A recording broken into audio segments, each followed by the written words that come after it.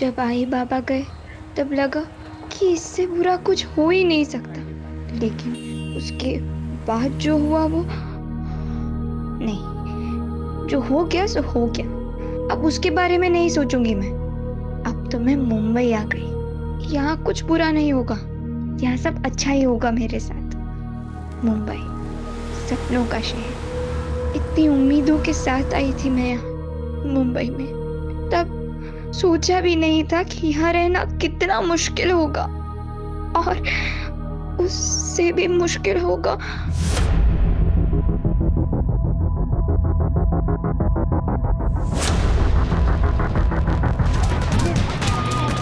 Hello hello police, मैं humanity nursing home से बोल रही हूँ।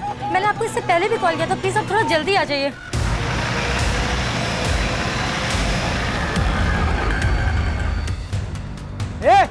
पीछे हटो।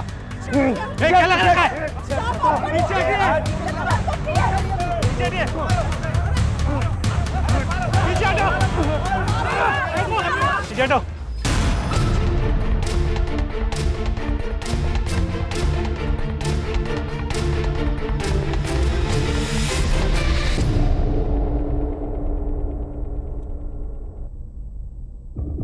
गौरी, डरो मत, ठीक ठीक बताओ कि हुआ क्या था। मैं रोज बुआ को डब्बा देने आती हूँ और फिर डब्बा देकर कॉलेज जाती हूँ। आज भी मैं डब्बा देने आई थी। अचानक से मेरे पेट में बहुत दर्द होने लगा।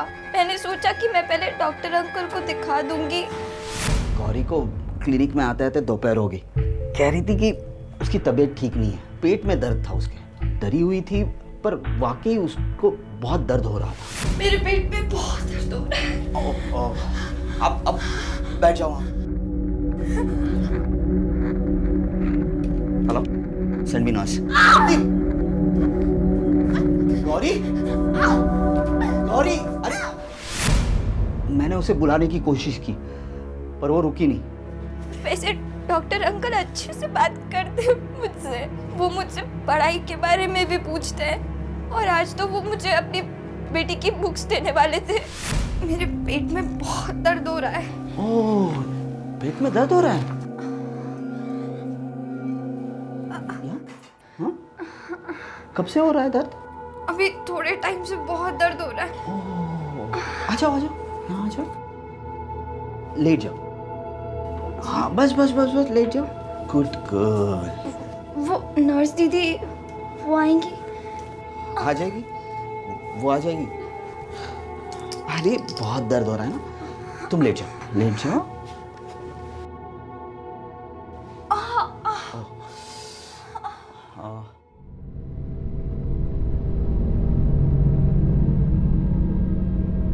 अरे एग्जामिन करना है ना, रिलैक्स।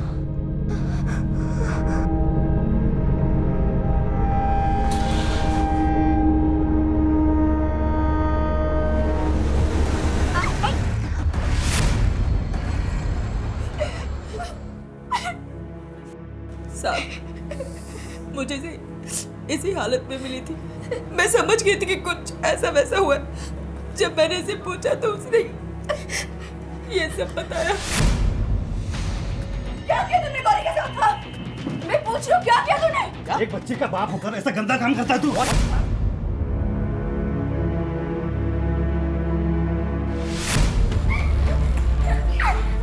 तू चल अंदर।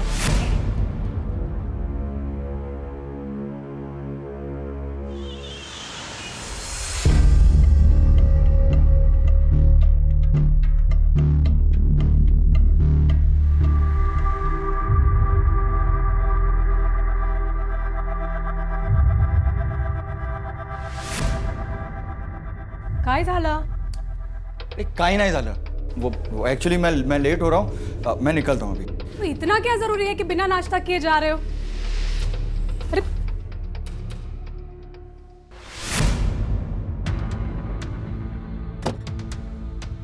सर, अस्पताल के स्टाफ से पूछताछ किया और वहाँ के सीसीटीवी कैमरा के फुटेज को भी चेक किया।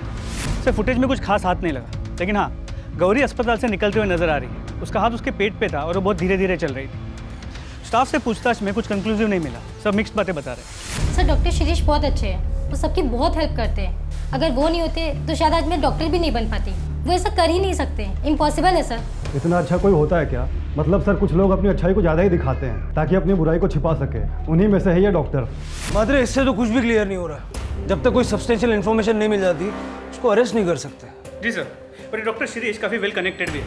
मैंने इसका बैकग्राउंड चेक किया, शहर के टॉप अस्पतालों से जुड़ा हुआ था। फिर 6 साल पहले इसने खुद का नर्सिंग होम खोला, बड़े लोगों तक पहुँच है इसकी। इस केस को काफ़ी होशियारी से डील करना होगा। कोई एक्शन नहीं ले सकते जब तक कुछ सबूत ना हो। इस गौरी का बैकग्राउंड चेक करो ताकि ये गौरी साटम की medical report.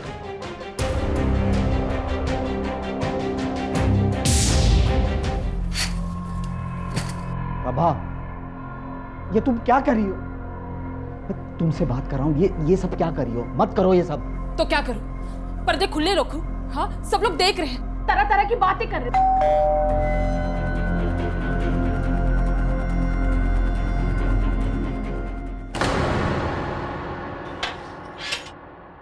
Doctor Shirish, you are under arrest. क्या? सर मैंने आपको हमारे साथ चलना होगा।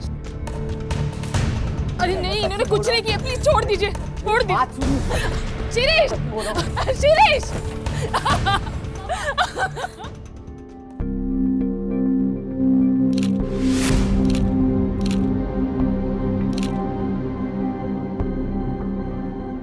सर वो लड़की झूठ बोल रही है, मैंने उसे हाथ तक नहीं लगाया। तूने उसे सिर्फ हाथ नहीं लगाया, उसका रेप किया। रेप? ये देख मेडिकल रिपोर्ट। तू तो डॉक्टर है ना, पढ़ ले। सर पर ये मैंने नहीं किया। लेकिन गौरी तो तेरा ही नाम ले रही है। वो झूठ क्यों बोल रही है यही नहीं समझ में आ रहा है सर। कुछ तो गड़बड़ है, मुझे फंसाया जा रहा है। कौन फंसाएगा? किसी से कोई दुश्मनी है? गौरी तेरा ही नाम क्यों लेगी? हिमा, सर गौरी की एक बुआ है हिमा, वो ये सब कर सकती। वो जो तुम्हारे हॉस्पिटल में आया है वो? हाँ सर, 4 दिनों पहले उसे मैंने निकाल दिया था काम से। लेकिन जब गौरी के साथ ये सब हुआ तो वो वहाँ मौजूद थी। नोटिस पीरियड पे है सर, बहुत गुस्सा आया था उसे। गलती हो गई, सॉरी बोल रही हूँ ना सर, आगे से ऐसा नहीं होगा सर। ये सब तुम पहले भी बता चुके हो मुझे। सर सच्ची मैंने कुछ नहीं किया सर। झूठ मत बोलो, मुझे आर्ग्यूमेंट नहीं चाहिए। नहीं सर, प्लीज ऐसा मत करिए सर, काम चला गया तो बहुत प्रॉब्लम हो जाएगी। तो सर प्लीज ऐसा मत करिए सर, सर प्लीज। साहब वो झूठ बोल रहा है, नाटक कर रहा है खुद को बचाने के लिए। मैं आलसी या लापरवाह नहीं हूँ, लापरवाह होती तो नर्सिंग लाइन में इतने साल तक टिकी नहीं रहती। साहब नर्सिंग होम छोटा पड़ रहा है और स्टाफ ज़्यादा है और पगार नहीं बढ़ रही, इसलिए वो स्टाफ को निकाल रहा है। बड़ा ही कमीना आदमी है सर वो। मेरी भूल से बच्चे 2 दिन से कमरे में बंद है, शौक में है। गलत तो हमारे साथ हो रहा है साहब, और आप हमसे ही सवाल पूछ रहे हैं। नहीं चाहिए मुझे ये सब, नहीं होता मुझसे। काश आई बाबा जिंदा होते तो ये सब नहीं होता। नफरत है मुझे इस जगह से, इन सब लोगों से, अपने आप से।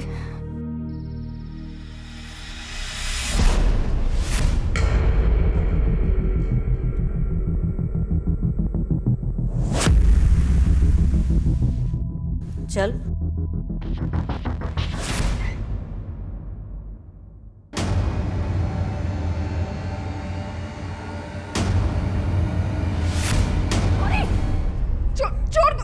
छोड़, क्या कर रही है? छोड़, पागल हो गई है तू। कौन है?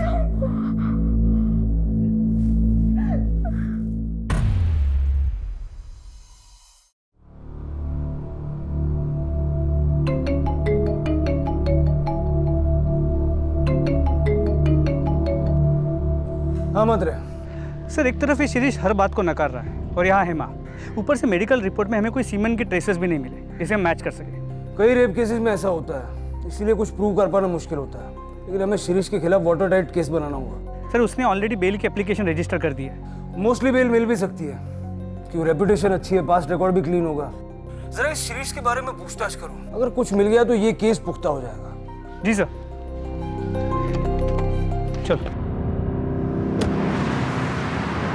ये डॉक्टर शिरीष की पुराने पेशेंट्स की लिस्ट है, इनसे पूछताछ करो, डिटेल्स निकालो। मूव। हेलो, क्या? कहाँ? सर आप उस लड़की को अभी के अभी अरेस्ट कीजिए। बाप रेपिस्ट और बेटी पागल, ऐसे कोई मारता है? वो भी अपने ही दोस्त को। एक मिनट, तुम्हारा नाम क्या है? अदिति।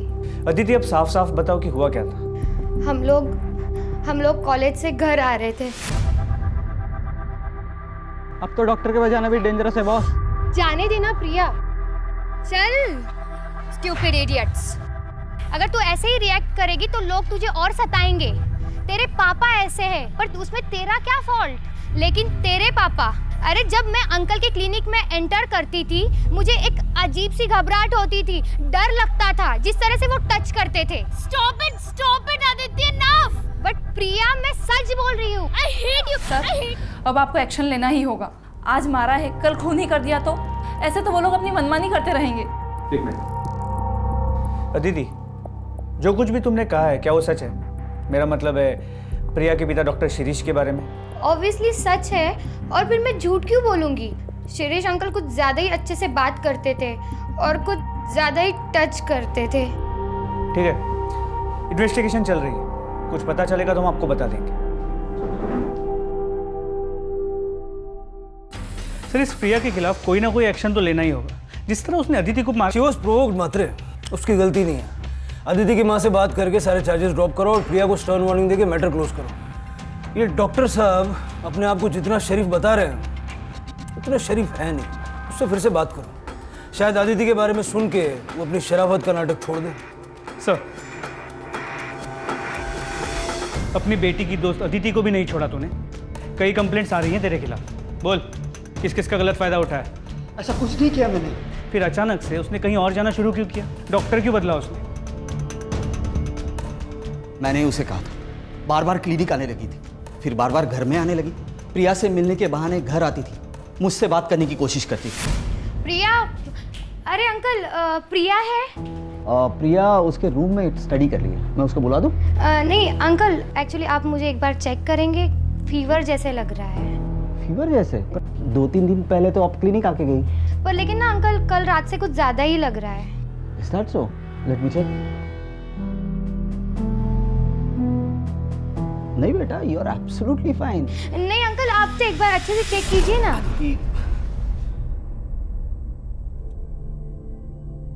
देखो अदिति बेटा, आई कैन अंडरस्टैंड, इस उम्र में ऐसा होता है, अपने से ओल्डर उम्र की आदमी की तरफ अट्रैक्शन होता है, खासकर तुम्हारी सिचुएशन में। पर बेटा यू हैव टू स्टॉप। आप बार बार क्लिनिक या घर में नहीं आ सकते। मैं कहाँ बार बार आती हूँ?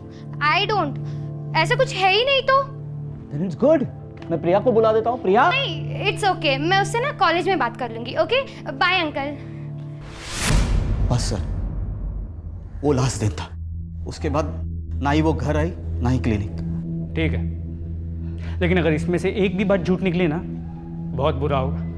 सर, ये सब कुछ खत्म हो सकता है। आप सिर्फ मुझे एक बार गौरी से बात करने की इजाजत दे दीजिए, मैं उसे पूछूंगा क्यों झूठ बोल रही है। आई एम श्योर वो अपनी कंप्लेंट वापस ले लेगी सर।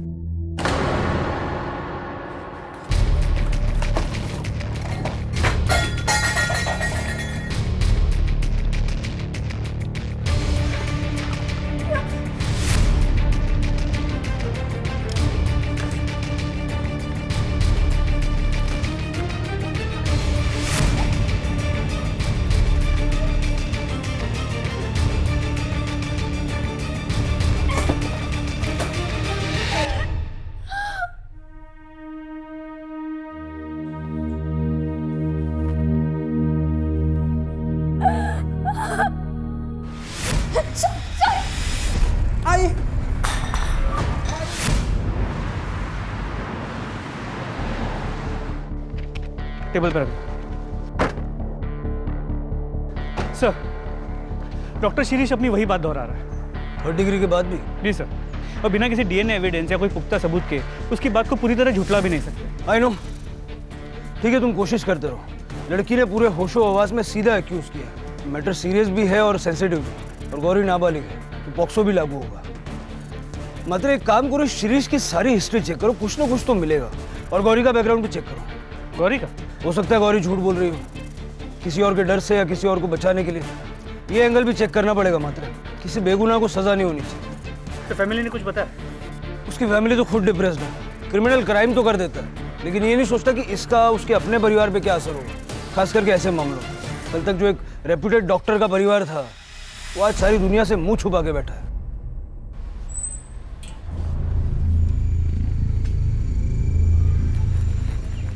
मिसेस रानडे, मुझे आपसे जरूरी बात करनी। मैं मिसेस रानडे नहीं हूँ। अरे प्रभा जी, एक मिनट सुन तो लीजिए मैं क्या कहना चाह रहा हूँ। मुझे आपसे कोई बात नहीं करनी और मेरा इन सबसे कोई लेना देना नहीं है। अरे प्रभा जी भाई जी जल्दी, मुझे बहुत जरूरी बात करनी है। प्रभा जी अरे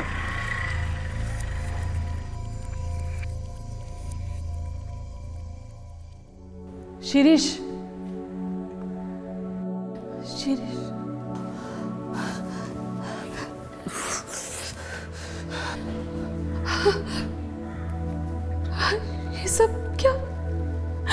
ये सब कब तक चलेगा? ये लोग क्यों तुम्हारे पीछे पड़े हैं? मुझे कुछ समझ में नहीं आ रहा। शिरीष, लेकिन कोई तो सॉल्यूशन होगा, कोई तो रास्ता होगा। मुझे कुछ समझ में नहीं आ रहा प्रभा।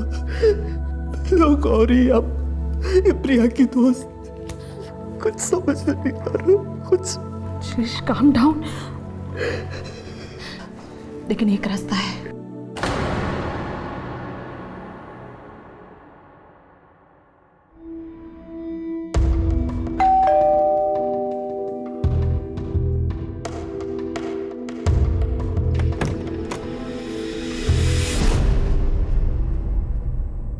सर, डॉक्टर शिरीष का background check. Anything significant? Nothing sir, spotless career, कोई झगड़ा नहीं, कोई मिसकंडक्ट नहीं। पिछले 6 साल के उसके नर्सिंग होम के रिकॉर्ड्स को चेक किया, कुछ नहीं मिला। उसके पहले वो जिन अस्पतालों में जुड़ा था वहाँ बात की, उसके पुराने पेशेंट से बात की, कुछ नहीं मिला सर, बिल्कुल बेदाग है। वाकई बेदाग है या दाग छुपाने की कोशिश की गई? सर ऐसा लगता तो है नहीं। 6 साल पहले उसका एक लोकल नेता के साथ झगड़ा हुआ और वहाँ भी डॉक्टर शिरीष ने ही उस नेता के खिलाफ कंप्लेंट रजिस्टर की थी। इसके अलावा और कुछ नहीं। और गौरी? सर गौरी का बैकग्राउंड चेक चल रहा है, जैसे ही कुछ पता चलता है मैं आपको अपडेट करता हूँ।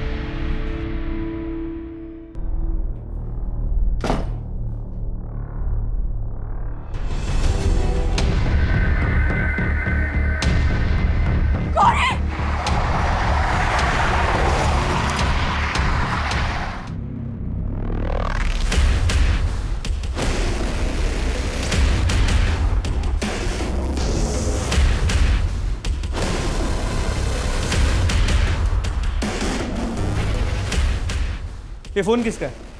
गौरी का। कामली ये पन गया।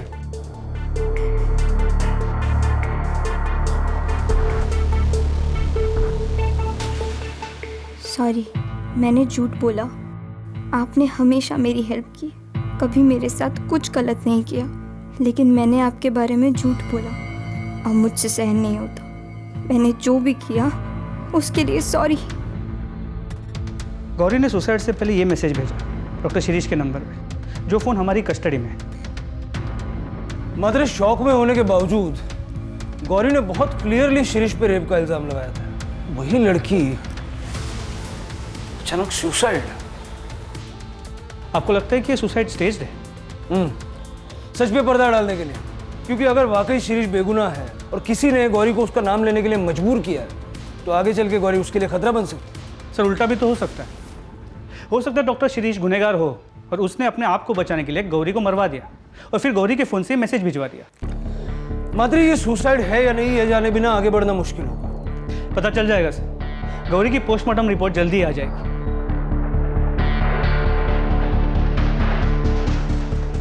गौरी साटम की तथाकथित आत्महत्या के चलते ह्यूमैनिटी नर्सिंग होम बलात्कार मामले ने एक नया मोड़ लिया। मम्मा ये देखो, मौके वारदात पर मौजूद वरिष्ठ पुलिस कर्मियों ने ये आशंका जताई है कि ये आत्महत्या है या एक सोची समझी साजिश। डॉक्टर शिरीष रानाडे की फैमिली से संपर्क करने की सारी कोशिशें नाकाम रही। खुद पुलिस कस्टडी में डॉक्टर शिरीष रानाडे अपने आप को बेगुनाह होने का दावा कर रहे हैं। क्या हुआ? अरे मैं देख रही हूँ ना टीवी। प्रॉब्लम क्या है तुमको? प्रॉब्लम क्या है? ये प्रॉब्लम जो इतना जोर जोर से चला के रखती हो। वहाँ हॉस्पिटल में सारे पेशेंट्स और घर पर तुम। 2 मिनट चैन की सांसें तो लेने दो। एक मिनिट, काय झालं काय तुम्हाला? मैं रोज देख रही हूँ तुम्हारा चक्कर वक्कर चल रहा है ना किसी के साथ, सच बताओ। हमारे साथ बात करना ही बेकार है, लीव इट। सर, गौरी की पोस्टमार्टम रिपोर्ट, उसकी मौत 1:30 और 2 के बीच हुई है और वो मैसेज 2:15 को भेजा गया है। उसके बॉडी पे स्ट्रगल के निशान हैं, मतलब उसने अपने आप को बचाने की कोशिश भी की थी। सर ये तो क्लियर मर्डर है। मतलब गौरी को मारने के बाद उसके फ़ोन से वो मैसेज भेजा गया। तुम्हारा अंदाज़ा सही था, गौरी के मरने से सबसे ज़्यादा फायदा किसको हो सकता? क्या गौरी से अपने आप को क्यों कैसे कैसे कैसे हुआ सर ये सब?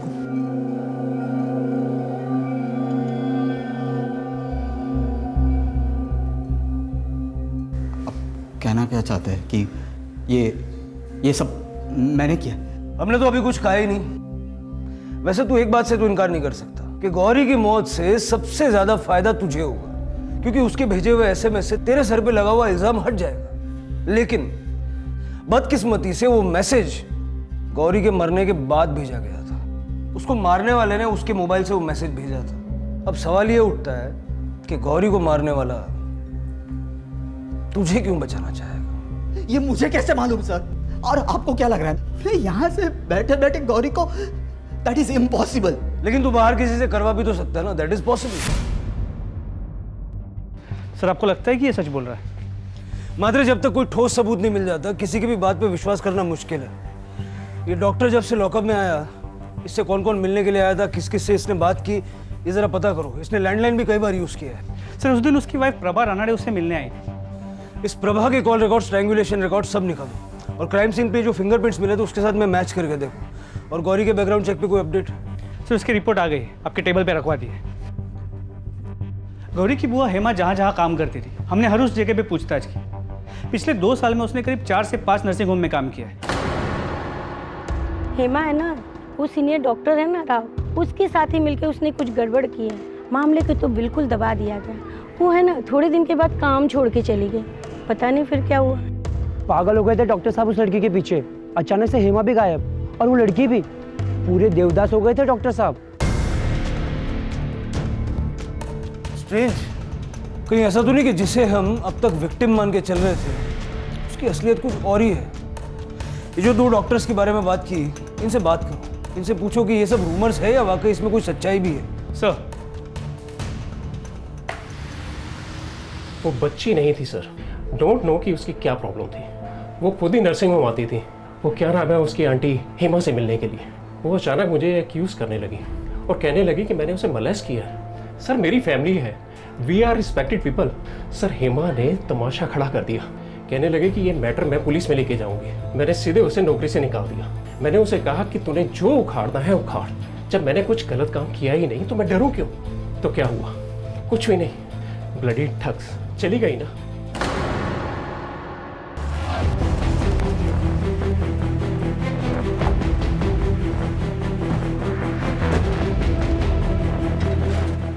शिप्रा चलता हूं मैं, शाम को लेट आऊंगा।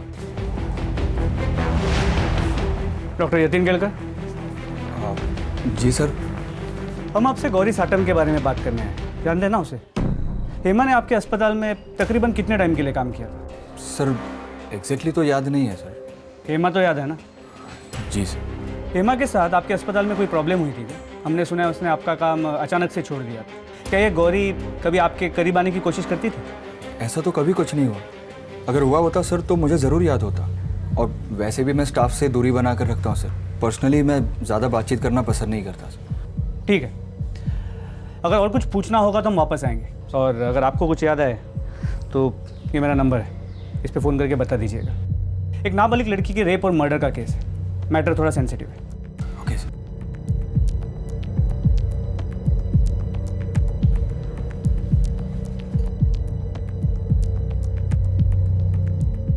पुलिस क्यों आई थी यहाँ पे? क्या किया तुमने? दिमाग खराब हो गया क्या तुम्हारा? क्या करूंगा मैं? देखो मुझे सच सच बताओ, तुमने क्या किया है? कुछ नहीं किया है मैंने। हर बात पे शक करती हो यार।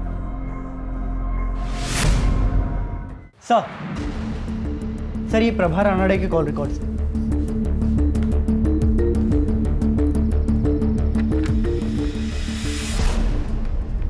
चलो।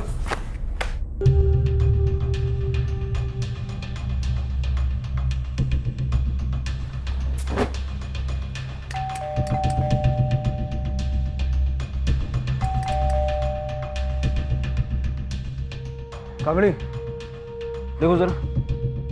डॉक्टर शिरीष रानाडे की फैमिली से संपर्क करने की सारी कोशिशें नाकाम। अंदर टीवी चल रहा है, आवाज आ रही है, लेकिन सब खिड़कियां दरवाजे बंद है, कुछ दिखाई नहीं दे रहा।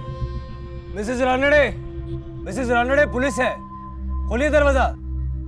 मिसेस रानडे, प्रिया।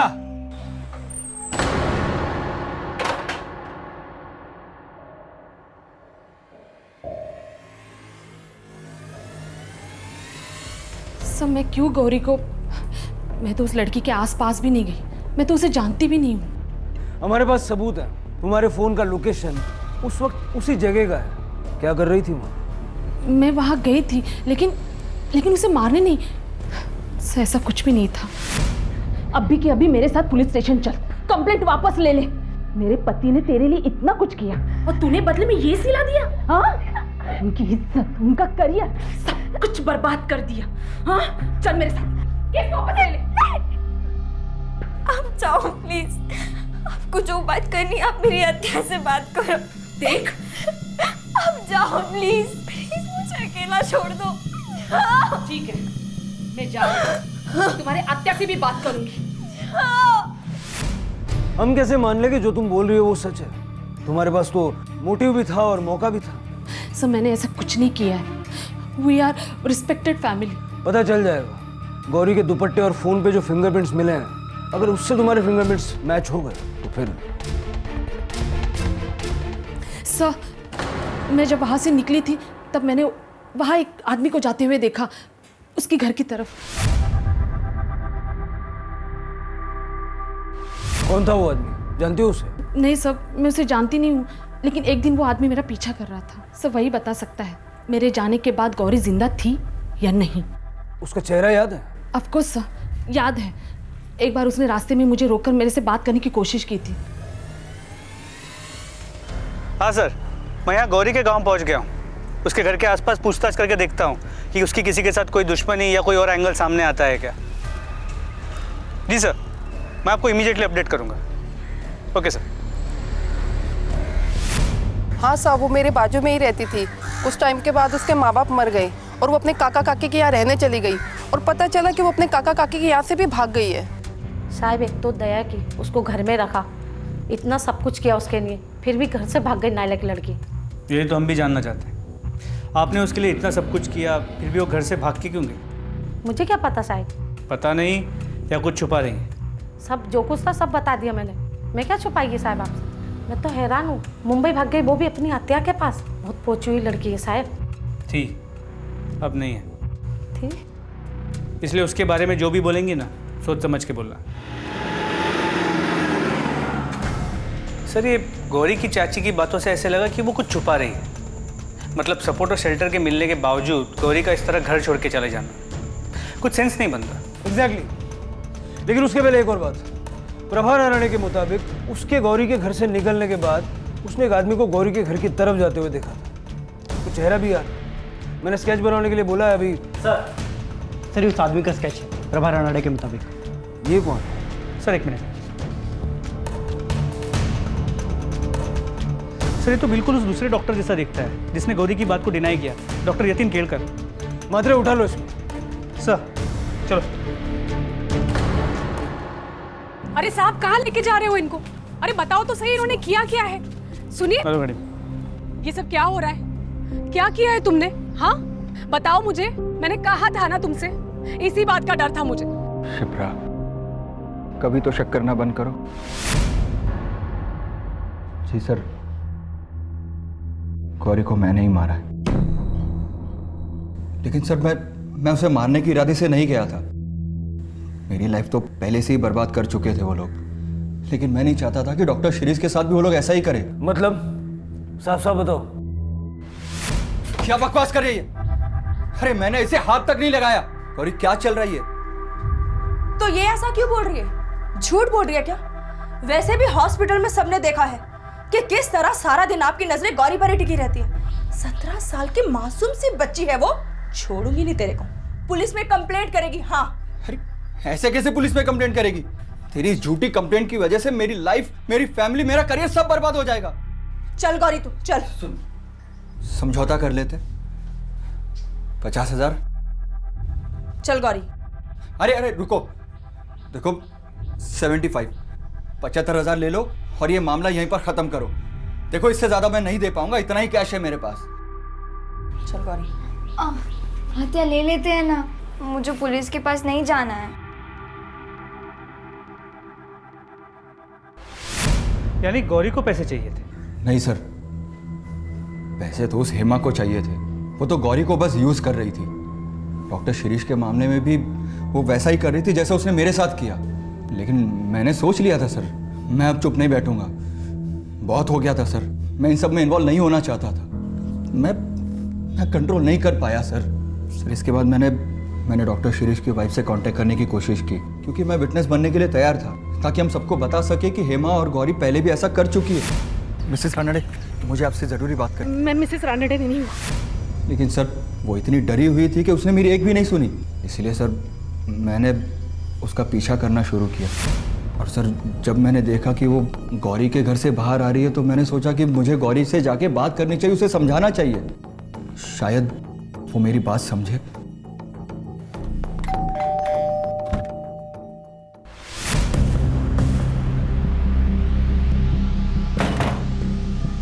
आप आते नहीं है, आप बाद में आना। बहुत हो गया अभी तुम लोगों का।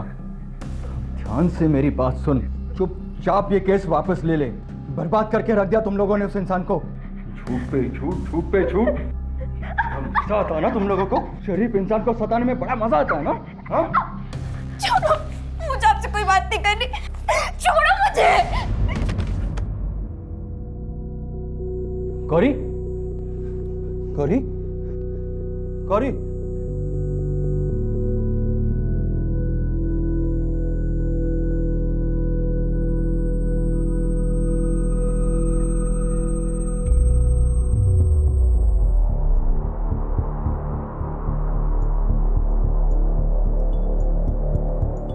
मैं ये सब खत्म करना चाहता था सर, लेकिन गौरी को मारकर नहीं सर।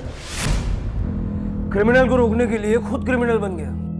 पुलिस के पास क्यों नहीं गया? तुझे उसी दिन पुलिस के पास जाना चाहिए था जिस दिन गौरी और हेमा ने तेरे साथ वो सब किया। गौरी को मारकर तूने अपनी और अपने फैमिली की पूरी जिंदगी बर्बाद कर ली।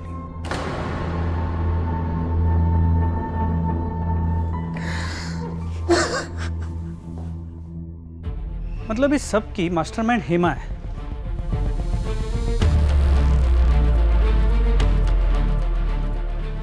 क्या हुआ सर?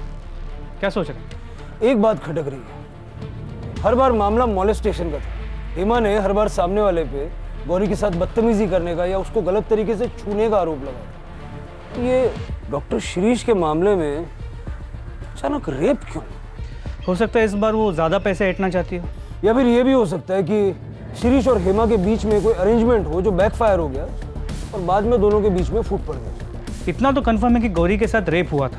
मतलब यही पता करना कि ये रेप डॉक्टर शिरीष ने किया था या किसी और ने। इस केस में कई ऐसे सवाल हैं जिनके जवाब मिलना अभी बाकी है, और ये जवाब हमें मिलेंगे हेमा से। ले आओ उसे। सर, सब झूठ बोल रहे साहिब। गरीब लोगों को बदनाम करना आसान होता है। हमने ऐसा कुछ भी नहीं किया। हेमा, तुमने इतने सालों में बहुत सारे अस्पतालों, नर्सिंग होम में काम किया, और इनमें से कई में गौरी के साथ ऐसा ही हुआ। और हर बार इल्ज़ाम किसी ऐसे आदमी पे लगा जो किसी अच्छी पोस्ट पे हो, समाज में जिसकी बहुत इज्जत हो। तुम्हें क्या लगता है ये सब होते हुए किसी की नज़र में नहीं जाएगा कि कुछ गड़बड़ हो रहा है? देखो, यूजुअली हम औरतों के साथ ज़्यादा सख्ती नहीं करते, लेकिन इस बार मामला एक नाबालिग बच्ची के रेप और मर्डर का है, तो सच उगलवाने के लिए कुछ भी करना पड़ा तो करेंगे। आप क्या बोल रहे हैं साहिब? मैं अपनी साहिब, वो मेरी बेटी थी, मैं उसके साथ ऐसा क्यों होने दूंगी साहिब? बेचारी, मैं तो उसे देख भी नहीं पाई साहिब। कितना दुख हो रहा है मुझे। सर, ये हेमा काफ़ी पहुंची हुई है। अगर आप कहें तो फोर्स का इस्तेमाल करके सच्चाई उगलवा सकते हैं। ऐसे तो वो कुछ नहीं बोलेगी। मात्र एक अजीब बात है, पिछले 2 मामलों में वो नकार रही है, 100% झूठ बोल रही है, लेकिन जब उससे इस रेप के बारे में पूछते हैं मुझे लगता है वो वाकई सच बोल रही है। मतलब वो अपना पुराना पैंतरा इस्तेमाल करने गई और वो बैकफायर हो गया। डॉक्टर ने मौके का फायदा उठा लिया। डॉक्टर शिरीष ने या फिर किसी और ने? शिरीष और गौरी का कच्चा चिट्ठा तो हमारे पास है, लेकिन हेमा के बारे में पूरी इंफॉर्मेशन नहीं है। जरा पता करो कि गौरी के रेप और मर्डर की वारदातों से पहले हेमा किस किस के टच में थी। उसके कॉल रिकॉर्ड्स भी निकलो। सर उसके कॉल रिकॉर्ड्स ऑलरेडी मंगवाए थे, आ गए, मैं लेके आता हूँ।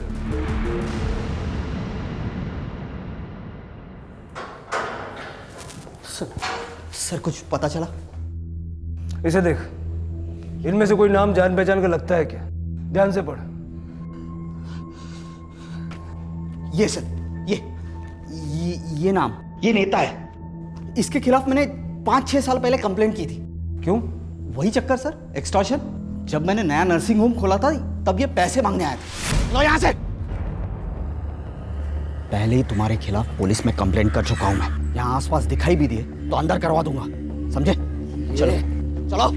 हाथ नहीं लगाने का। छोड़ूंगा नहीं तुझे, मैं छोड़ूंगा नहीं। सर सही कह रहे, मैंने रिपोर्ट चेक किए थे। और लोग वोट क्यों नहीं देंगे? क्या हुआ, हमने 8 साल में सड़क का काम पूरा किया है। लोगों को काम याद दिलाओ, 8 साल नहीं, ठीक है? साहब वो पुलिस आई है। पुलिस? बाहर रुकने को बोलो।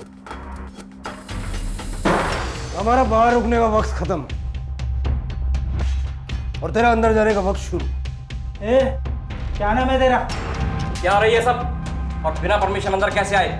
कंप्लेंट कर दूंगा तुम सबकी। चलो निकलो बाहर यहाँ से। बहुत पछताओगे तुम लोग। जानते नहीं किससे बात कर रहे हो तुम।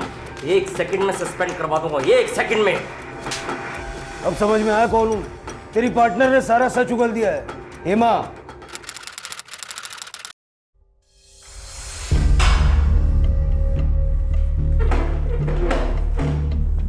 मुंह नहीं खोलेगी?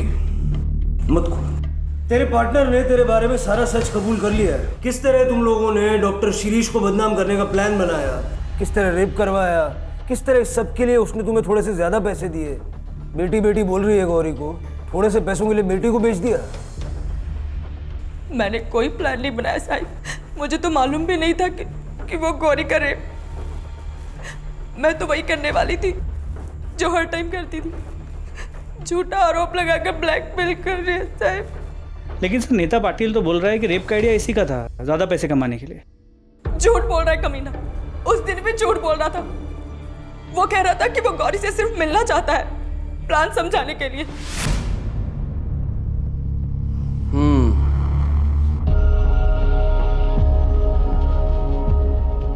तो ये है वो, कर पाएगी ये? मतलब कि हो पाएगा इससे? इतना बड़ा तमाशा करने के लिए दम चाहिए। पहले भी तो कर चुकी है ना साहब। तुम जाओ, अकाउंटेंट को बोल दिया मैंने, पैसे ले लो। और सुनो, आधे मिलेंगे और आधे नर्सिंग होम बंद करवाने के बाद, ठीक है? जाओ। हेमा, इसे यहीं रहने दो, मुझे इससे कुछ बात करनी है। तुम रुक, मैं आती हूँ।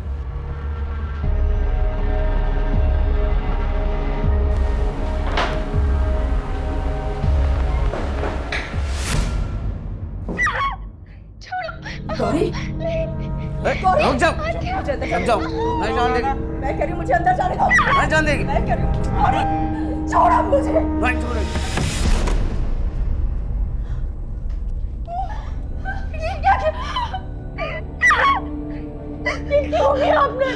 ताकि सबको ऐसा लगे कि इसके साथ सचमुच रेप हुआ है।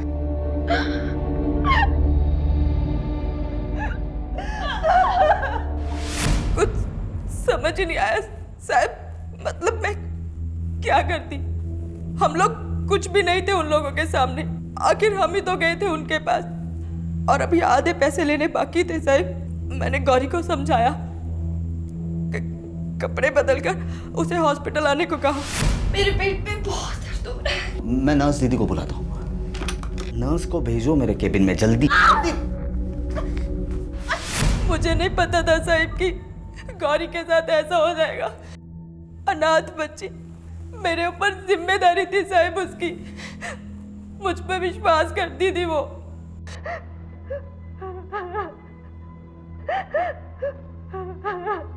क्या हुआ था गांव में? बेच दिया उसे। उसके काका काकी ने पैसे लेकर एक बड़ी उम्र के लड़के के साथ शादी करवा दी उसकी। उस लड़के की माँ गौरी की सास मारती थी उसे, जबरदस्ती करती थी उसके साथ। जैसे तैसे उधर से भाग कर आई मेरे पास। और तुमने उस बच्ची का इस्तेमाल लोगों को ब्लैकमेल करके पैसा ऐंठने के लिए किया। सिर्फ मेरे अकेले के लिए नहीं किया साहब, वो पढ़ना चाहती थी, सच में वो नर्स बनना चाहती थी साहब। मेरे पास और कोई चारा नहीं था। मेरा पति हलकट सारा दिन दारू पी के पड़ा रहता था। मैं क्या करती? जो बुरा होना था साहब वो तो हो चुका, और मैंने सोचा कि बाकी के पैसे लेने अभी बाकी हैं, इसीलिए हमने डॉक्टर शिरीष को फंसाया साहब। तुम्हारे पास डॉक्टर शिरीष से दुश्मनी का मोटिव है और हमारे पास चश्मदीद गवाह। पटेल, तूने डॉक्टर शिरीष से 6 साल बाद बदला लिया। तू हेमा के बारे में भी जानता था वो लोगों को किस तरह फंसाती है। इसलिए जैसे ही हेमा ने डॉक्टर शिरीष की नर्सिंग होम को ज्वाइन किया, तूने उससे कांटेक्ट किया, है ना? अब हमारा सस्पेंशन तो नहीं होगा, लेकिन तेरा ट्रांसफर जरूर होगा जेल में। चल ये कामले, चल चल कामले ले।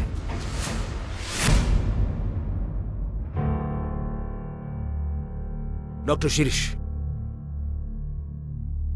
देखिए कभी कभी जस्टिस को पाने के लिए हमें कई ऐसे कदम उठाने पड़ते हैं जो बाद में गलत साबित होते हैं। ये भी उन्हीं में से एक था। जो कुछ आपके साथ हुआ उसे तो हम बदल नहीं सकते, but we apologise. That's okay sir. आप लोग अपना काम कर रहे थे, मेरी भी बेटी है।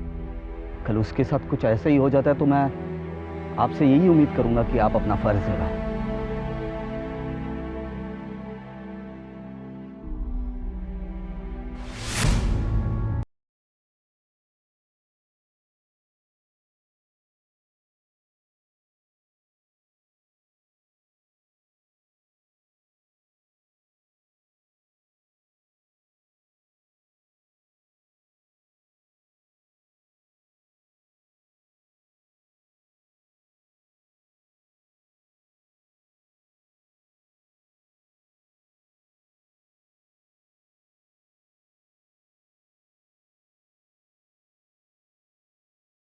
हूं और रहूंगा। आज भी मेरे पेशेंट्स की भलाई मेरे लिए ज्यादा मायने रखती है। लाइफ में आए इस मुश्किल दौर को मैं अपने आप पर हावी नहीं होने दूंगा। मेरे अतीत को मेरी पहचान नहीं बनने दूंगा। जो हुआ उसके चलते ना मुझ में नफरत पैदा होगी, ना डर, ना निराशा। मैं पहले की ही तरह लोगों की मदद करूंगा, उन्हें सहारा दूंगा, ताकि फिर कभी किसी और के साथ वो ना हो जो मेरे साथ हुआ, मेरे परिवार के साथ हुआ, और खासकर वो जो गौरी के साथ हुआ।